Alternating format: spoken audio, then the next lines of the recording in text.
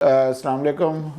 मेरा नाम फ़र्रुख खान है। मैं इधर लम्स में अराउंड 21 ईयर्स से पढ़ा रहा हूँ। I basically teach post colonial studies. मेरी जो PhD थी that was on partition literature, but in addition to that I have been teaching courses in film. मैं पोस्ट कॉलोनियल थ्योरी के ऊपर कोर्स पढ़ा रहा हूँ। Designed a course on Lahore, वो मैं कर रहा हूँ। सो नंबर अफ्रीकन लिटरेचर के ऊपर कोर्स पढ़ाता हूँ। बट या सो 20-21 साल जो हैं वो 21 साल से ज़्यादा मुझे हो गए। And in addition to that I am the director of office of international affairs के लम्स की जो भी आउटरीच होनी है to other countries, that is something which is done through my office. Again, as a post-colonial nation, not just Pakistan, but all countries which have suffered through colonialism, there are number of ways through which जो colonial aftermath है वो रहता है।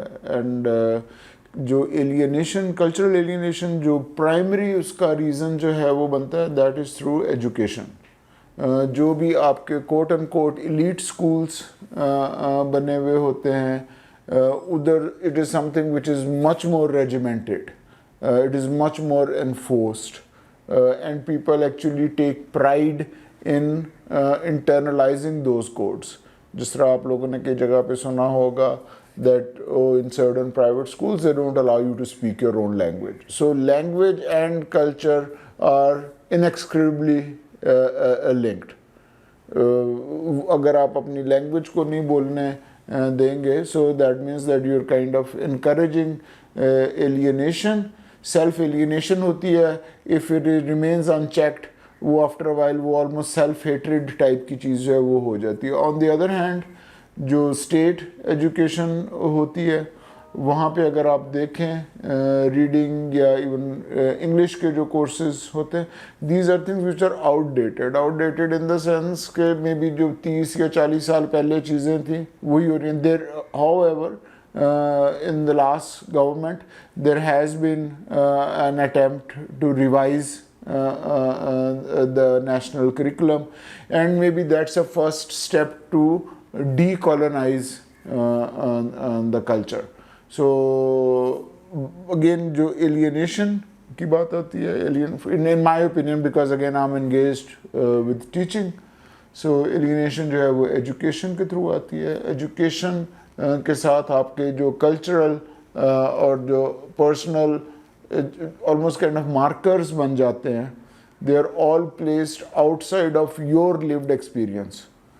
ठीक है। So my daughter is in class 7, so वो अभी उसके एग्ज़ाम्स का राउंड थे तो वो क्या पढ़ रही थी, वो एंग्लो सेक्सन्स जो है ना इन द 18th सेंचुरी या in the 14th century England का कर रही थी, which important as it might be, but it should not be taught at this particular time to my daughter who's, you know, we are paying this hefty fee and all, but the thing is we know that in a way we are actually kind of complicit in this. जो post World War II था, Europe and England and again these were powers, उसमें वो France हो, you know, England हो, these are two of the bigger powers which were colonizing. ये weekend हुई हुई थी, जर्मनी वो वीकेंड हुई हुई थी, all of them, Spain and ये वो वगैरह। सो उसके बाद there was this movement, एक अवेयरनेस थी in different parts of the world about you know kind of getting rid of colonialism. वो कुछ जगहों पे वायलेंट थी, कुछ जगहों पे नॉन वायलेंट थी। अगेन आजकल कीनिया का नाम जो है वो पाकिस्तान में आजकल लिया जा रहा है। सो इनका जो माओ अपराइजिंग थी, आई मीन उसके ऊपर tens of thousands of people that the British killed. इधर अल्जीरिया में in the 50s and 60s you have again tens of thousands of people who are killed by the French.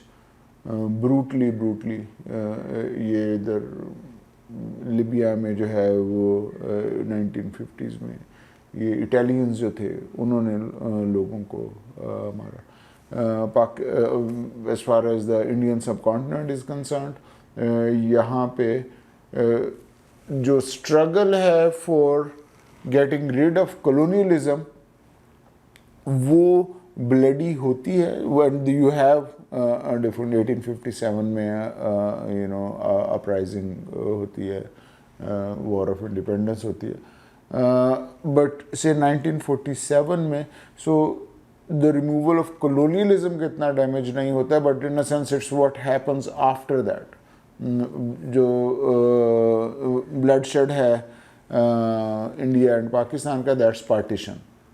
So in one way you can say that that's because it's something which is the immediate aftermath of colonialism, so colonialism bears some responsibility for that. On the other hand, it depends on whose perspective it is that you're looking at. There is plenty of blame to go around, but ये है कि colonialism जो उसका aftermath बनता है, these are almost kind of at random lines which are drawn on the map, and not just in Pakistan but in other post-colonial nations. उसका एक aftermath जो है वो अभी तक रह रहा होता है. So there are these different various groups. Usme one could be, again, if you are the largest, maybe number population wise, उनका control हो सकता है. It could be a particular ideology, उनका control हो सकता है. It could be a particular institution. Aftermath of जो है colonialism, and not just in Pakistan, in number of other post-colonial nations. What you have is that military is a very strong institution, and of course nation states ko they need the military, so it's well financed and और भी चीज़ों का हो रहा है. But you have not just again in Pakistan, you have having grown up in Nigeria का मुझे पता है, बांग्लादेश का पता है, श्रीलंका का पता है, ये फिलीपींस का था. सो नंबर ऑफ कंट्रीज जो पोस्ट कॉलोनियल कंट्रीज है वहाँ पे मिलिट्री कूज होते हैं. So that means that military as an institution is something which is pretty strong. So उसके अंदर and all these things they tie into the question of identity. आपकी aspirations क्या हैं, how is it that you look at your identity. पहले क्या होती थी? You as an individual, you in a family, you in a society, you as a professional, you as having certain ideological जो outlook है, all those things they are reinterrogated in post-colonial theory and literature. Yeah, again, not just in Pakistan but in any other country. So education, we already spoke about that. That education kind of defines the fundamental way in which you are going to see yourself.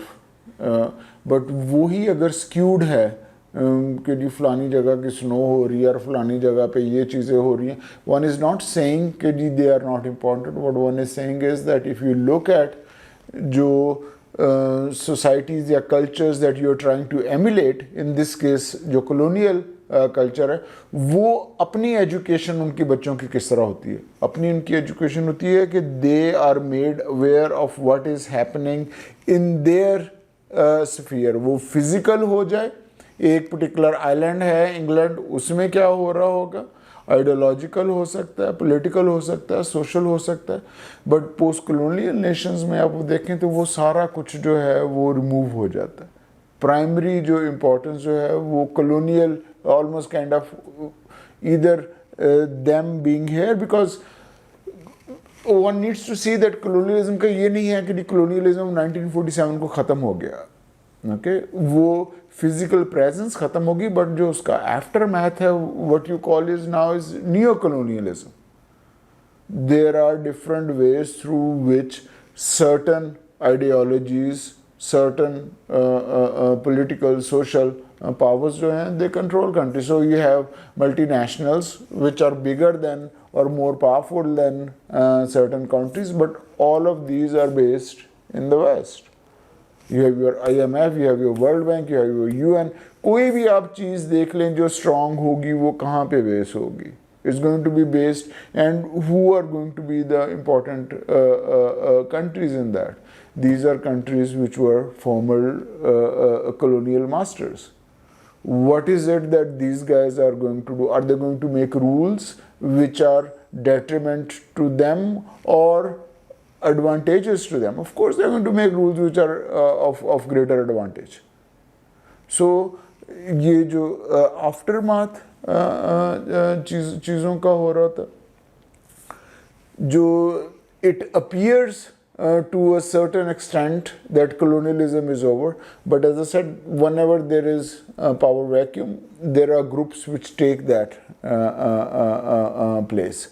So वो जो struggle है of people who are, अगर hierarchy of power आपने रखी है, ऊपर strong हैं और नीचे वीक हैं, जो वीक जो होंगे वो थोड़ा सा ऊपर आते हैं, जो may be during the anti colonial struggle जो हो रहा होता था कि अच्छा जी हम ये गोरों को हटा देंगे तो सारा कुछ land of milk and honey बन जाएगा, वो होता नहीं है, because instead of the whites you have almost kind of invisible powers which are there. You have certain जो brown साहब्स हैं वो हैं, there are certain organizations, so they are able to take away the chunk of resources, because जब तक आप किसी चीज़ में resource नहीं करेंगे, आप नारे जो मर्जी लगाते रहें, एजुकेशन का फलाना फलाना, बट द थिंग इज़ अगर आपका बजट जो है इफ़ इट इज़ 3% और 0.3% और 0.03%, then it doesn't really matter कि आप क्या क्या रहे हैं, what is it that you are doing. So aftermath में अगेन जो these are some of the issues that I feel that need to be. There's, I mean, again, I think like issue वो होगा कि D colonialism या उसका aftermath कौन सी चीज़ नहीं है. अगर laws जो हैं which govern पाकिस्तान, जी दफ़ा 144 लग गई, फलानी चीज़ लग गई, ये कहाँ से आए? These are colonial laws. Okay, ये colonial laws जिन्होंने अंग्रेज़ों ने पोस्ट कॉलोनियल सोसाइटीज़ में लगाए हुए थे, बट ये अपने मुल्क में नहीं इन्होंने लगाए हुए थे. ओके, वो आप देख लें. आप खुद देखें कि अगर आपसे कोई पूछे कि जी ग्रेटेस्ट राइटर कौन है, तो the person who comes to mind is Shakespeare. क्यों? That doesn't mean that he is the greatest writer, but the thing is because वो चीज़ आपको बताई जाती है, the aftermath of colonialism.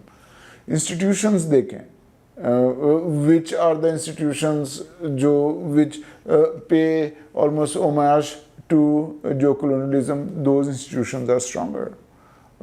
Education का आप देखें कि aspirations क्या हैं, English बोलनी है, but the thing is English is just a language. Language क्या होती है? Language is just sound जो है, जो मैं जब बात कर रहा हूँ वो अगले बंदे को समझ आए, that's all. और इंग्लिश बोलने से आप अक्लमंद या कम अकल नहीं होते हैं. ओके, अगेन के जी जो मोस्ट सिंपल एक चीज़ मैं स्टूडेंट्स को बता रहा होता हूँ कि जी just go through the list. Greatest cricket ground किधर है जी? लॉर्ड्स में. ग्रेटेस्ट टेनिस का जो है वो कौन सा मैच होना जी? विंबलडन. ग्रेटेस्ट स्क्वाश का जो है कौन सा चैम्पियनशिप होना है जी? वो जो ब्रिटिश ओपन होती थी. ग्रेटेस्ट डिटेक्टिव कौन है जी? Sherlock Holmes. ग्रेटेस्ट स्पाई कौन है जी? James Bond. This is all ridiculous. England इतना सा छोटा सा मुल्क है, but the thing is because उन्होंने प्रोजेक्ट किया हुआ और हमने वो चीज़ें इंटरनलाइज की हुई हैं. Okay, so again you just need to look around. आप ये देखें कि एस्पिरेशंस क्या होती हैं. एस्पिरेशंस होती हैं टू बिकम लाइक जो गोराज हैं, but other than there is nothing good in them, because जो उन्होंने colonialism जो उन्होंने किया था, colonialism is never for the favor of people who are living here. आप कह दें वो उन्होंने स्कूल बनाए थे, उन्होंने रेलवे बनाई थी. जो रेलवे जहाँ पे colonialism नहीं था वहाँ पे भी रेलवेज थी, उनके भी बड़े अच्छे सिस्टम्स थे. स्कूल जो उन्होंने बनाए थे वो आपके लिए नहीं बनाए थे, वो उन्होंने सर्टन सिलेक्ट लोगों के लिए बनाए हुए थे. रेलवे सिस्टम्स जो थे they were for movement of their military. They were there because जो इधर से रॉ मटेरियल है वो इन्होंने चोरी करके लेके जाके अपनी होम कंट्रीज़ में लेके जाना था. So the primary objective of colonialism was dehumanising, अपने आप को उन्हें सुपीरियर बताना है, एंड हम बहुत सारे जो लोग हैं उस चीज़ को इंटरनलाइज किया हुआ है. So we constantly kind of think ourselves either as inferior या those are the people that we want to be like. So colonialism, you just have to look around and किसी और को बताने की आपको ज़रूरत नहीं है कि कॉलोनियलिज्म क्या है.